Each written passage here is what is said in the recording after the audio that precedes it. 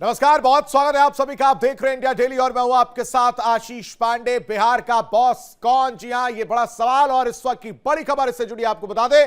बिहार की राजनीति में हलचल बढ़ती हुई नजर आ रही है। बिहार की सियासत में सूत्रों के हवाले से इस वक्त की बड़ी खबर, सम्राट चौधरी बिहार के नए बॉस के रूप में नजर आ सकते हैं। सूत्रों के हवाले से यह बड़ी खबर है, बिहार के नए सीएम सम्राट चौधरी हो सकते हैं।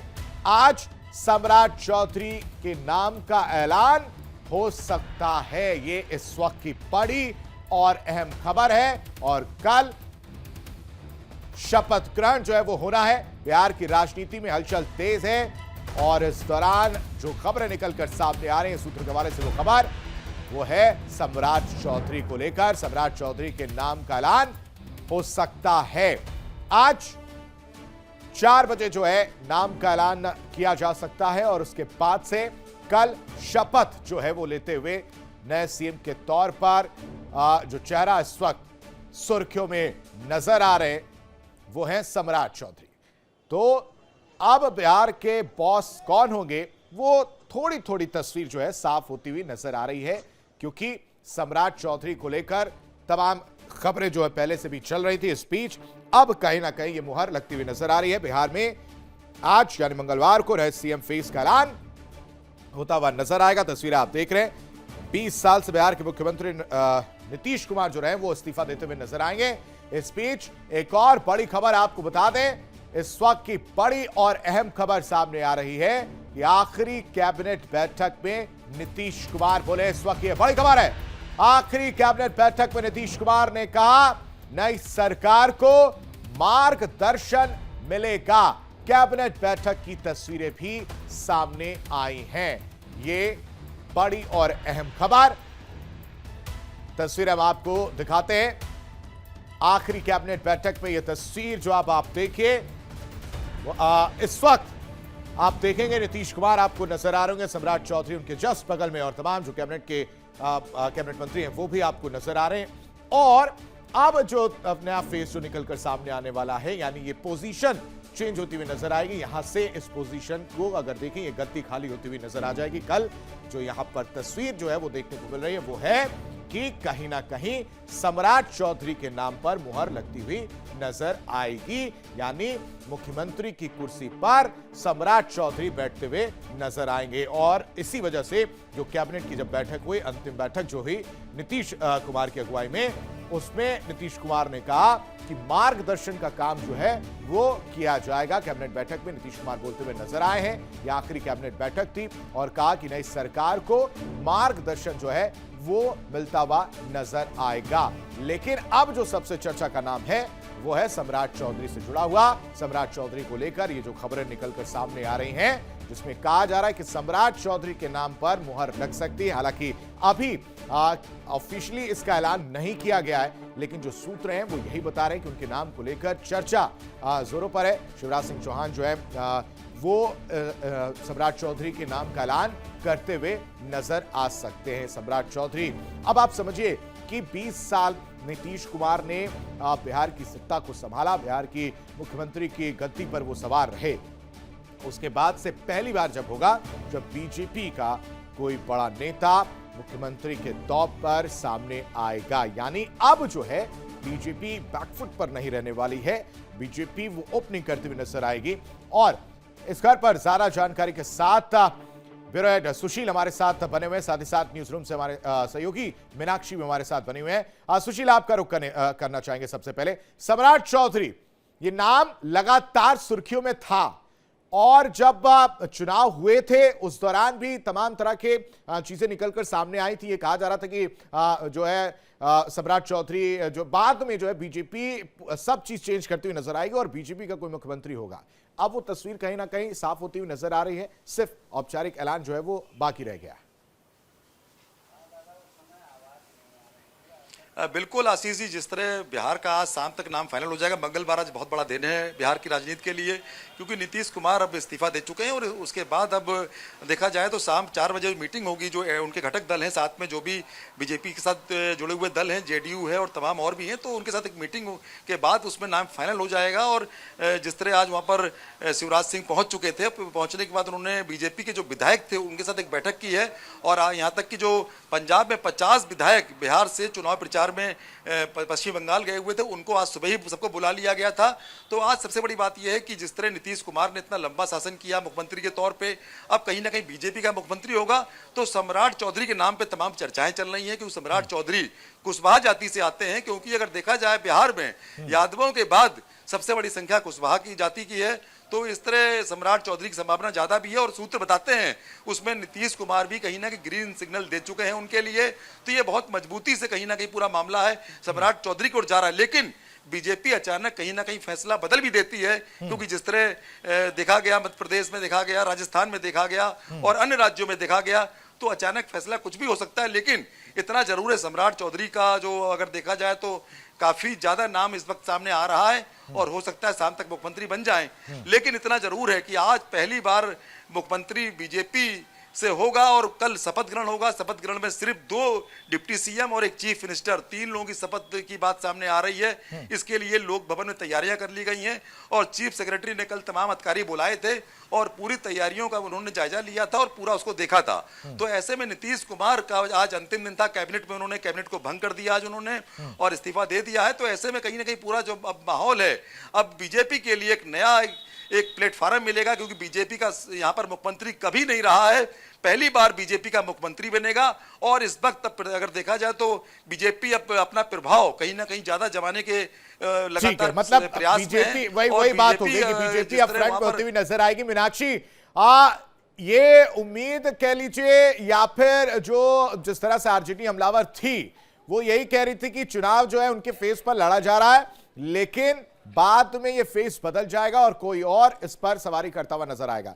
अब सम्राट चौधरी का नाम सबसे आगे इस वक्त चल रहा है। देखिए, 2 बातें मैं आपको याद दिलाती हूँ। पहली ये कि जब बिहार विधानसभा के चुनाव होने वाले थे उस वक्त एक लाइन बड़ी फेमस थी कि इस बार बिहार में बीजेपी सरकार, और वहीं से आरजेडी ने ये पटकथा लिखनी शुरू कर दी थी कि इस बार बिहार में अगर सरकार कोई बनाता है, वैसे तो आरजेडी लगातार ये कह रही थी कि वो जीतेगी, सरकार बनाएगी, लेकिन फिर भी वो कटाक्ष करते हुए नजर आ रही थी कि जिस तरीके से इस बार बिहार में बीजेपी सरकार का नारा दिया जा रहा है, यानी बिहार में बीजेपी ही अपना मुखिया तय करेगी। अब कुछ महीनों बाद ही सही, लेकिन ये बिहार में होने वाला। उसके थोड़े दिन पहले की घटना मैं आपको याद दिलाती हूँ। बीजेपी और जेडीयू का गठबंधन होता था, अचानक से नीतीश कुमार गठबंधन तोड़ करके आरजेडी से जाकर के गठबंधन कर लेते हैं, वहां पर जाकर के सीएम बन जाते हैं। उस दौरान सम्राट चौधरी से एक कसम निकल करके सामने आती है। सम्राट चौधरी एक साफा पहनते हैं और उसके बाद कहते हैं ये पगड़ी मैं तभी उतारूंगा जब नीतीश कुमार को सीएम की कुर्सी से उतार दूंगा। हालांकि उनसे ये पूछा गया कि अब वापस से बिहार विधानसभा के इलेक्शन के पहले ही ये गठबंधन तय हो गए बीजेपी और एक बार फिर से अगर बात की जाए जेडीयू की, तो आप गठबंधन में आ गए हैं तो आप साफा उतारेंगे। तो उन्होंने कहा नहीं नहीं, ये तो जो कुछ हमारी ऊपर सब कुछ मंजूर किया जाएगा हम उसी हिसाब से चलने वाले हैं। उन्होंने उस वक्त वो साफा उतार दिया था, लेकिन आज उनका वो जो कहा हुआ था वो सही साबित होने वाला है कि जब तक वो नीतीश कुमार को उतारेंगे नहीं, साफा नहीं उतारेंगे। दूसरी तरफ वैसे भी बीजेपी जानी जाती है अपने सरप्राइजेस के लिए। आपको याद होगा कि मध्य प्रदेश में किसी ने नहीं सोचा था कि कौन मुख्यमंत्री की कुर्सी पर काबिज होने वाला है, इसी तरीके से ना किसी ने सोचा था कि राजस्थान में कौन कुर्सी पर काबिज होगा। तो अभी सिर्फ ये कयास लगाए जा सकते हैं कि सम्राट चौधरी उस कुर्सी पर आगे आ सकते हैं, क्योंकि सिर्फ सम्राट चौधरी एक ऐसे नेता नहीं है जो मुखर होकर के वहां की बातें रखते हैं। उसके अलावा भी हमें नित्यानंद के राय के नाम पर भी चर्चा कर लेनी चाहिए और बहुत सारे ऐसे नाम हैं जो गाहे बगाहे बिहार की राजनीति में उठापटक अपने बयानों से लेकर के आते हैं। तो जरा उन नामों पर भी फोकस करना चाहिए। और जब शिवराज सिंह चौहान को ऑब्जर्वर बनाया गया है तो वो हो सकता है उसी भूमिका में नजर आए जैसा कि मध्य प्रदेश में हुआ था कि एक अचानक से सरप्राइज नाम निकल करके सामने आता है मोहन यादव का कि वो सीएम की कुर्सी पर बैठने वाले हैं। राजस्थान में भजन सरकार का नाम सामने आता है कि एक बार के विधायक को सीएम की कुर्सी पर बैठा दिया जाता। तो बिहार में भी ऐसे कुछ भी हो सकता है। अभी सिर्फ और सिर्फ हम कयास लगा सकते हैं, लेकिन हाँ एक बात तय है कि कल सुबह 11 बजे लोक भवन में जो भी मुख्यमंत्री पद की शपथ लेते हुए नजर आएगा वो बीजेपी से रहने वाला है। और इस चुनाव की अगर हम बात करें तो 89 और 85 का जो आंकड़ा था तभी से ये कहा जाने लगा था कि इस बार आखिरकार छोटे भाई और बड़े भाई की भूमिका में कौन रहेगा, क्योंकि सीएम नीतीश कुमार ये कहा गया था बीजेपी की तरफ से कि हम सीएम उन्हें ही मानते हैं, नीतीश कुमार के चेहरे पर हम चुनाव लड़ रहे हैं, तो वो कुछ महीनों के लिए जरूर बैठे रहे। लेकिन अब बड़े भाई की भूमिका में कौन होगा, छोटे भाई की भूमिका में कौन होगा, ये सब कुछ स्पष्ट होने वाला है। बस थोड़ा सा इंतजार करना होगा। शाम 4 बजे तक हो सकता है कि नाम का ऐलान भी कर दिया जाए। ये जो सूत्र कह रहे थे कि एक उप मुख्यमंत्री होगा या 2 उप मुख्यमंत्री होगा, उस पर भी थोड़ा सा इंतजार करना होगा, क्योंकि जैसे ही ये बात निकल करके सामने आई थी कि राज्यसभा में नीतीश कुमार को भेजा जा रहा है, उसके बाद ही ये भी फॉर्मूला सामने आ गया था कि अब बिहार में सिर्फ एक मुख्यमंत्री और एक उप मुख्यमंत्री होगा। तो अभी थोड़ा सा बस इंतजार शाम 4 बजे तक का, और उसके बाद देखना होगा कि आखिरकार बिहार में किस तरीके से ये पूरे समीकरण बदल जाते हैं। लेकिन हाँ, बीजेपी ने जिस तरीके से यहाँ पर चुनावों में अपनी जीत दर्ज की, सीटों की संख्या बढ़ाई, उसके बाद ये लगभग तय माना जा रहा था कि इस बार बिहार में 5 साल नीतीश ही कुमार टिक जाए। ये बड़ी बात होने वाली है। हालांकि उनकी तरफ से ये कहा गया कि वो अपनी मर्जी से इस्तीफा दे रहे हैं, वो राज्यसभा जाना चाहते हैं, वो देश की राजनीति में उस तरीके से भागीदारी अपनी साबित करना चाहते हैं, तो वो चलेगा। और आज उनकी जो तस्वीरें नजर आई वो थोड़ी भावुक भी नजर आ रही थी कि किस तरीके से वो अपनी जो लास्ट कैबिनेट की मीटिंग थी उसमें पहुंचे हुए थे। सम्राट चौधरी उनके बगल में बैठे हुए नजर आते हैं, विजय सिन्हा भी उनके साथ बैठे हुए नजर आते हैं। उसके पीछे की वजह ये भी है, हमें ये नहीं बोलना चाहिए कि दोनों ही वर्तमान में उप मुख्यमंत्री है, लेकिन कुछ भी सरप्राइज बीजेपी अपने पिटारे से निकाल सकती है और दे सकती है कि हाँ, सीएम पद का दावेदार ये व्यक्ति हो सकता है, या फिर जो अभी एनडीए विधायक दल की मीटिंग का भी हमें थोड़ा सा इंतजार करना चाहिए। उसमें बीजेपी अपना नेता किसे चुनती है, इसके साथ साथ जेडीयू की तरफ से किस पर मुहर लगती है, और तमाम जो पार्टियां हैं, हम हैं और चिराग पासवान की पार्टी है, वो किस पर यहाँ सीधे सीधे मोहर लगाते हुए नजर आती है। बीजेपी किसे नेता चुनती है, एनडीए किसे अपना नेता चुनती है, उसके बाद ये तय हो पाएगा कि अब मुख्यमंत्री आखिरकार कौन बनने वाला है। इसके साथ साथ अगर कल की बस में बात करूं तो कल मुख्यमंत्री की शपथ ग्रहण होगा, उप मुख्यमंत्री का शपथ ग्रहण होगा, उसके बाद मंत्रियों का शपथ ग्रहण भी होगा, लेकिन उसमें भी अब परिवर्तन देखने को मिलेगा। बताया यह जा रहा है कि 33 या 34 जो मंत्री हैं वो बिहार सरकार में फिर से काबिज हो सकते हैं, यानी कि अभी भी उसमें भी उठापटक देखने को मिलेगी। ऐसा नहीं है कि सिर्फ मुख्यमंत्री और उप मुख्यमंत्री बदल दिया गया है और बाकी जो मंत्रियों के बंटवारे पहले हो चुके हैं, उनके विभाग के बंटवारे पहले हो चुके हैं, वो एज इट इज रहने वाले हैं।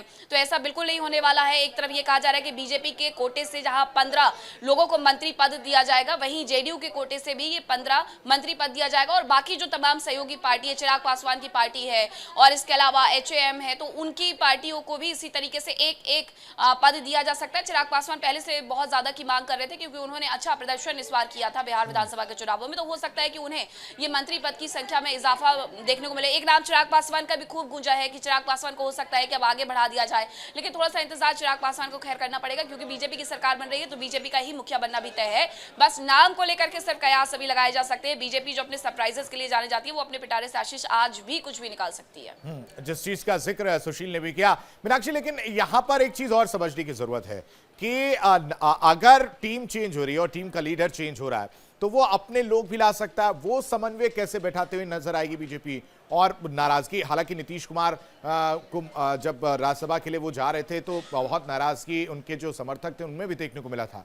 वो बैलेंस करना, क्योंकि अगर टीम चेंज करेंगे, लीडर चेंज कर रहे हैं, टीम चेंज करेंगे, तो वो भी कहीं ना कहीं चोट पहुंचाने का काम बीजेपी के लिए हो सकता है। वो कैसे समन्वय बैठाया जाएगा? देखिए आशीष, अगर आप अभी तक की बात करेंगे तो बीजेपी अपने सहयोगियों को लेकर के चलने वाली पार्टी मानी जाती है। अंदरूनी जो भी कुछ चल रहा हो, लेकिन बाहर वो कभी भी सामने नहीं आता है। हमेशा ये स्थिति बनी रहती है कि तमाम सहयोगियों के बीच में चीजों को सेटल डाउन कर लिया गया है, उसके बाद मुख्यमंत्री के पद का नाम का ऐलान किया जाएगा, और यहाँ पर भी वही होने वाला है। अब देखिए वहां पर जो बीजेपी के अध्यक्ष, राष्ट्रीय अध्यक्ष है नितिन नवीन, वो भी जाने वाले हैं, वो खुद बिहार से आए हैं। अब ऐसे में वो जाएंगे तो समन्वय स्थापित करने की पुरजोर कोशिश की जाएगी, और ऑब्जर्वर के तौर पर शिवराज सिंह चौहान का भी यही काम रहने वाला है। क्या सिर्फ ऑब्जर्वर के तौर पर ये ना बताएं कि मुख्यमंत्री की कुर्सी पर हमें किसे बैठाना चाहिए, बल्कि आप ये भी बताएं कि कौन बाकी जो विधायक है उनको साथ में लेकर के चलने वाला है। आप उन नामों को लेकर के आगे आए तो बिहार में बीजेपी संतुलन तो बिल्कुल बना करके रखेगी, क्योंकि ये नहीं हो सकता है कि अपना मुखिया घोषित करने की बजाय वो ये उस चक्रों में फंस जाए कि अब जेडीयू को हम कैसे मना करके लेकर के आए।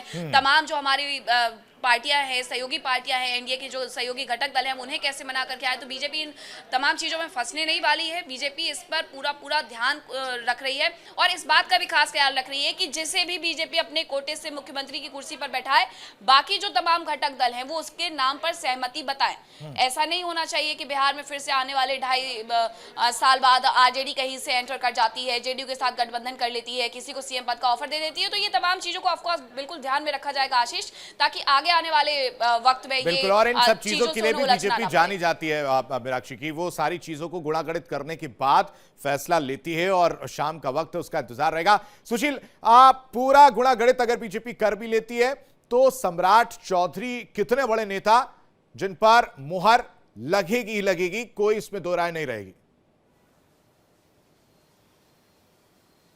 बिल्कुल, सम्राट चौधरी एक बड़े नेता हैं, डिप्टी सीएम हैं, और सबसे बड़ी बात है कहीं ना कहीं वो चाहे प्रधानमंत्री हो चाहे अमित शाह जी हो, उन सबके बहुत करीबी माने जाते हैं। और इसके साथ साथ वो कुशवाहा जाति से भी आते हैं, तो कुशवाहा वोट बहुत ज्यादा है। तो कहीं ना कहीं ये भी सब देखा जाता है कि ओबीसी का अभी तक मुख्यमंत्री कुर्मी जात से थे, अभी तक नीतीश कुमार, अब ये कुशवाहा जाति से हो सकते हैं। तो ऐसे में ओबीसी फैक्टर काम कर रहा है। और इसके अलावा जो सम्राट चौधरी हैं, उनका वर्किंग का स्टाइल भी अपने आप में अलग है, और बीजेपी भी चाहती है ऐसा मुख्यमंत्री हो जो बीजेपी को पूरा मैनेज करे और तमाम जो अन्य घटक दल हैं उनको मैनेज करे। और बीजेपी पूरा इसकी प्लानिंग बना चुकी है, सब घटक दलों से बात हो चुकी है पूरा। इसमें अमित शाह जब आए थे यहाँ पर, बाकायदे यहाँ पर नॉमिनेशन कराने आए थे, तो अमित शाह जिस तरह काम करते हैं वो सब जानते हैं कि बहुत ही एकदम धारदार काम करते हैं और काफी बेहतरीन काम करते हैं। तो ऐसे में कहीं ना कहीं जो घटक दल हैं पूरी तरीके से बीजेपी के साथ खड़े हुए हैं, उनको मालूम है कि इनके साथ मिलकर चलना है। तो ये जो पूरा माहौल एक बन रहा है, वो बिहार में एक नई राजनीति की शुरुआत होने वाली है, एक नया युग आने वाला है। क्योंकि जिस तरह लगातार नीतीश कुमार का युग चला आ रहा था, बिल्कुल, नीतीश युग के बाद सम्राट युग आएगा या नहीं आएगा, किस तरह से वो युग रहेगा, वो करीब करीब शाम तक वो तस्वीर क्लियर होती हुई नजर आएगी। फिलहाल बहुत शुक्रिया सुशील तमाम जानकारी देने के लिए। देखिए इंडिया डेली 24/7 अब आपके स्मार्ट टीवी पर। इंडिया डेली मौजूद है सभी डिजिटल प्लेटफॉर्म पर लाइव और लगातार। इंडिया डेली 24/7 हर दिन राष्ट्र को समर्पित।